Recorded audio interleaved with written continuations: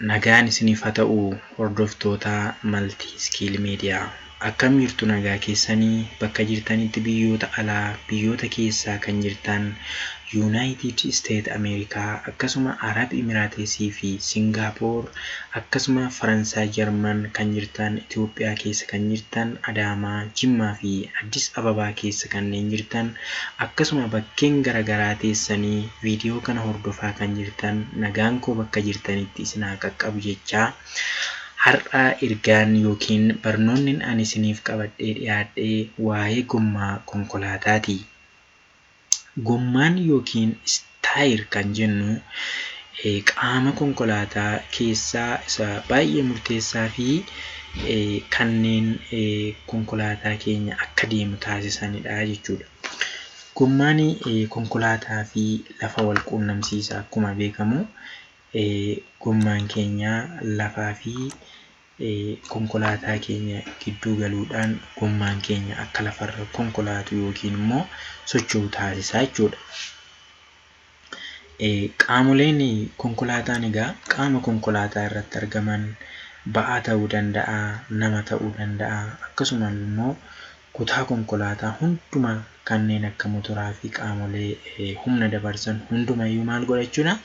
Ofirratti baatee taa'aa jechuudha. Taa'a osoo hin taane ofirratti baatee maal ta'a? Socho'a jechuudha bakkaa bakkatti. Kanaaf gommaan egaa hojii qaamni konkolaataa hundumtuu itti dadhaban fuudhee hojiirra kan oolchuu jechuudha. Egaan gommaan keenya egaa of eeggannoo barbaada. Gommaan akka salphaatti hin ilaalamu. Yeroo baay'ee namoonni ilaalcha hin godhaniif gommaadhaafi. Garuu gommaan keenya of eeggannoo barbaada jechuudha. Kanaaf gommaan keenya umurii akka dheeratuuf yookiis immoo tajaajilli inni kennu yeroon isaa akka dheeratuuf maal gochuu qabna? Fe'isa konkolaataa keenya darbaa fe'uu hin qabnu jechuudha. Amma silaa kiloogiraama yookiin immoo kumtaala nuuf eeyyamamuun olitti fe'uun barbaachisaa miti. Sun egaa gommaan keenya akka dafee dhumu taasisa jechuudha. Akkasuma immoo gommaan keenya akka inni mucucaatullee gochuu danda'a. Akkasuma qilleensa gommaa sirriitti guutuu qabna jechuudha. Qilleensa gommaa yeroo guunnu egaa humnaa ol irra dabarsuus hin qabnu. Akkasuma immoo hamma malee immoo xiqqeessine gommaan keenya akka inni qoncooru gochuu hin qabnu jechuudha. Kanaaf akka ta'utti gommaa keenya qilleensa guutuu qabna yeroo guunnu. Gommaan walqixa akka dhumuu fi bakka wal jijjiiruun fayyadamuu qabna. Kana jechuun gommaan keenya arfan yeroo yerootti ilaalamanii bakka wal jijjiiruu qabu jechuudha.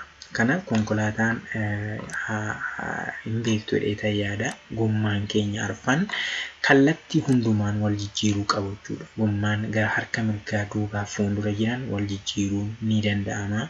Akkasuma immoo qaxxaamurallee isa duubaa fi isa fuulduraa kallattii qaxxaamuraatiinis wal jijjiiruun ni danda'ama. Gommaa duubaa lamaanis wal jijjiiruun, akkasuma karaa bitaallee duubaa fuuldura kanneen jiran wal jijjiiruun, qaxxaamura karaa lamaan wal jijjiiruunii fi gommaa fuulduraa lamaanillee wal jijjiiruun ni danda'ama jechuudha. Kana yeroo yerootti wal jijjiirra jechuudha. Kana yoo ta'uudhaa baate gommaan keenya tokko dhumee tokko fayyaa yoo ta'e egaa kuni jallachuu yookiin immoo cabuu meeshaalee to'attoota sochii to'attoota urgufama konkolaataatiif illee sababa ta'u jechuudha. Kanaaf yeroo yerootti ilaaltanii gommaa keessan bakka wal jijjiiruudhaan qilleensa immoo yeroo guuttan gommaan keessan arfanuu pireejarii wal qixxaataadhaan yookiin immoo giffiitii yookiin dhiibbaa wal qixxaataadhaan guutamuu qabu malee inni tokko caalee inni tokko xiqqaachuu hin qabu jechuudha. Inni kan biraan fireenii konkolaataa ariitiidhaan fayyadamuu miti jechuudha. Yeroo baay'ee egaa yeroo balaan uumamu yeroo tokko yookiin wanti tokko yookiin immoo beelladoonni yookiin immoo bineensonni garaagaraa gaafa nu fuuldura goran yookiin immoo namoonni illee akka tasaa daandii fuuldura keenyaa yeroo seenanitti dafnee fireenii qabna. Kun egaa gommaa keenya illee miidhuu ni danda'a jechuudha. Hamma danda'ametti egaa konkolaataa keenya yeroo dhaabnutti yookiin immoo dhaabuu yeroo barbaadnutti suuta jennee fireenii keenya qabuu qabna jechuudha. Inni itti aanu daandii gommaa konkolaataa miidhuu irra yoodha konkolaachisuudhaa baanne irra filatamaadha jechuudha.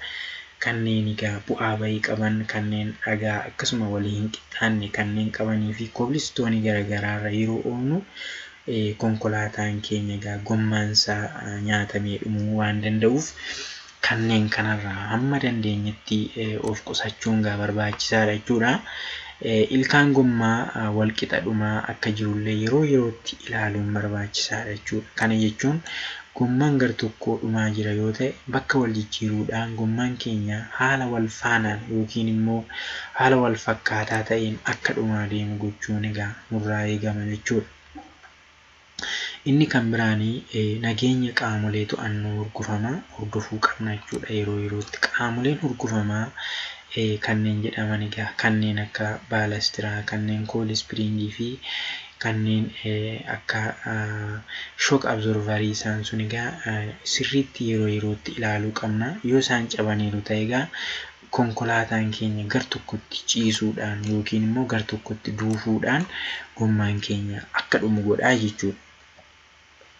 Egaan sababoota gommaan mucucaatuuf maali jennee yoo ilaalle yeroo tokko gommaan keenya keessumaa yeroo roobaatii fi yeroo dhoqqee gommaan keenya hin mucucaata. Kuni sababa maaliitii fi hatattamaan fireenii yeroo nuti qabnullee gommaan keenya ni mucucaata yookaan over braking kan jennudha. Mariin konkolaataa darbaanaa yoo naannessinutti hamma silaa hin barbaachisne yoo kan naannessinu ta'e gommaan keenya egaa mucucaachuu danda'a yookiin achumatti ofirra kan naanna'u ta'uu danda'a.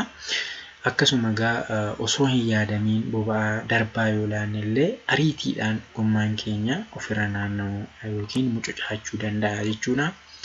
Saffisa darbaa ta'een konkolaachisuunis kanneen sababoota gommaan mucucaataniif ta'uu danda'a. Kanneen irraa hamma danda'ametti of qusachuu qabna jechuudha. Sababoota gommaan yeroo malee dhumuuf maali jennee yoo ilaalle egaa yeroo ammaa kanatti gatiin gommaas baay'ee ol ka'aa waan jiruuf of eeggannoo guddaa gochuu waan qabnuu fi sababoota gommaan dafee dhumuuf ilaaluu qabna jechuudha. Inni jalqabaa qilleensi gommaa sirriitti yeroo guutamu gommaan walqixa dhuma kun baay'ee gaariidha. Gommaan keenya hundisaa walqixa dhumaa deema yoo ta'e umurii yookiin waggaa hedduu erga tajaajilee boodadha kan inni wal faana dhumaa deemu. Inni kun ni gorfama. Isa kana egaa gommaa keenya wal jijjiiruudhaan gommaan keenya arfanoonsaa yookiin immoo arfurii ol yoo ta'es bakka isaanii wal jijjiiruudhaan haala wal fakkaataa ta'een akka isaan dhumaa deeman gochuun barbaachisaadha jechuudha.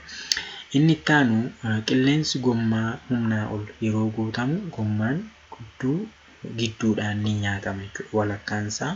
Walakkaan gommaa keenyaa kan dhumu yoo maal ta'edha gommaan humnaa ol yoo guutame qilleensi darbaa ta'e yoo guutame walakkaa gommaan keenyaa dhaqee bakki lafa qabatu sun ni nyaatama jechuudha. Qilleensi gommaa yeroo xiqqaatu immoo eessa isaatii cina isaatiin yookiin immoo bukkee isaatiin gommaan keenya nyaatamee dhumaa jechuudha. Isaan kun egaa of eeggannoo nuti yeroo qilleensa gommaa keenya yeroo guunnutti darbaas guutuu hin qabnu xiqqeessinees guutuu hin qabnu haala sirrii ta'een haala madaalawaa ta'een guutuun nurraa eegama jechuudha. Fireenii konkolaataa ariitiidhaan fayyadamuu yookiin immoo qabuunis dhiisuunis baay'ee barbaachisaadha jechuudha. Fireenii konkolaataa ariitiidhaan kan qabnu yoo ta'e konkolaataan keenya nyaatamee dhuma jechuudha. Akkasuma fe'isa darbaa yoo feenetti gommaan konkolaataa keenya nyaatamee dhuma jechuudha.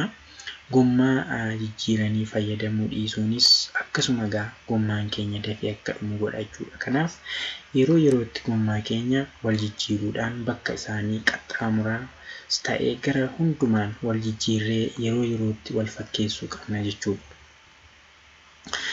Egaani miidhaa gommaa ilkaan hin qabneen fayyadamuun geessisu maali jennee yoo ilaalle yookiin immoo gommaa dhumeen yookiin gommaa ilkaansaa irraa nyaatamee dhumeen yoo deemne yookiin immoo yoo konkolaachisne dhiibbaa maaltu gahuu danda'a kan jedhu yoo ilaalle yeroo fireeniin qabamu konkolaataan bakka yaadametti hin dhaabbatu jechuudha. Kana jechuun konkolaataa keenya to'achuu dadhabna jechuudha. Dafnee qabuudhaaf gaafa nuti jennu bakka nuti yaadne sana irra darbee meetira ta'e tokko deemeetu jechuudha konkolaataan keenya kan inni dhaabatu. Kun immoo balaan akka uumamuuf illee sababa guddaa ta'uu danda'a jechuudha.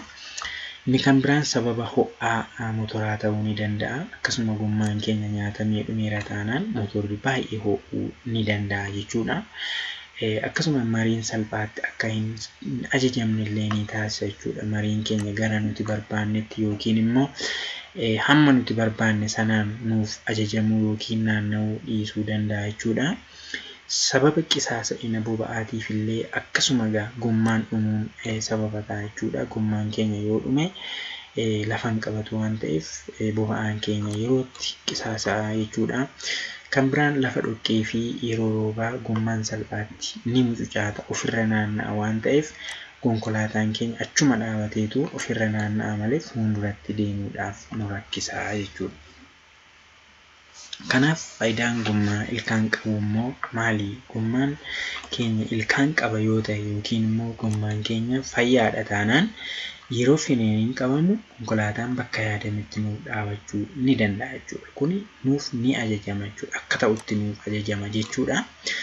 Yeroo roobaa fi bakka dhoqqeetti bishaan daandii irra jiru ilkaan gommaan gara booddeetti facaasuudhaan konkolaataan salphaatti akka deemu taasisa jechuudha. Kanaaf dhoqqeessa ta'uu roobas lafa mucucaatus haa ta'u gommaan keenya sirriitti ciniinee dhoqqee fi bishaan duubatti darbatee irra darbuu danda'a jechuudha. Kanaaf fayyadama boba'aallee nuuf xiqqeessa.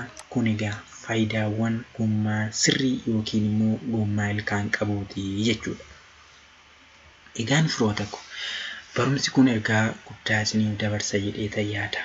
Laayik godhaa, sabiskiraayib, sheer godhaa, hiriyoota keessan biraan nuuf ga'aa. Guddaa galatoomaa balaa tiraafikaa wal wajjiniin haa hir'isnuun ergaa keenyadha. Yeroo gaarii.